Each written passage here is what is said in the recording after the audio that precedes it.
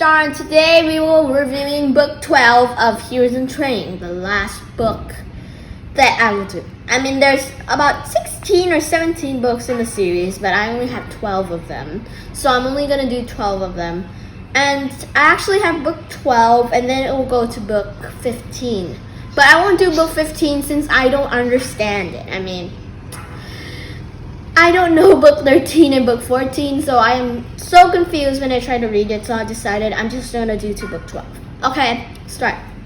Now, this book was probably the first time Pythia would give an accurate fortune or an accurate clue, and it said find hairy snakes. And after that, when people remember the golden apple story, yes. After that, I tried tossing it around, and then gold coins kept falling down. Now, it was good, and when gold coins kept falling down, they could buy some stuff. So they went to a bread shop, a seafood shop, I think, and they asked for clues about where hairy snakes are. One person said that the hairy snakes were in the north where the fur keeps them warm. And another guy said that the hairy snakes be in the south and they eat people. And both of them were completely wrong. And then after that, Perseus, the guy called Perseus, asked that they were finding hairy snakes. And he was like trying to make friends with them. So they decided to split into 3 groups. One group went to the south, one group went to the north, and one group followed Perseus. Which they went to the triplet people that had 1 eye and 1 mouth. And they kept passing it around. That was so funny.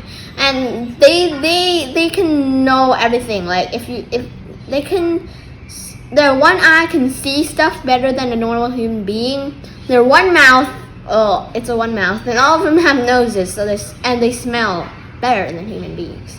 And they tossed it around, and then they said they know where the hairy snakes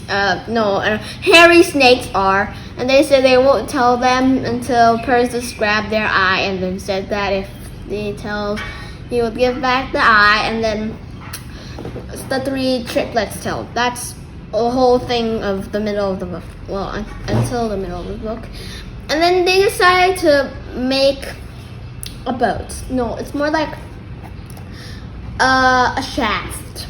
And then they just went to an island where were a lot of stone statues, human-like, and that was very intimidating. But something unexpected happened. 1 was Perseus was missing, and 2 was their weapons were missing. Their magical objects were missing.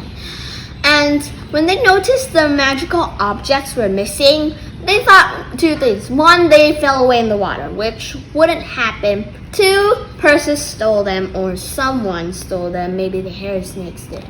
Well, in the end, Perseus did steal them. He used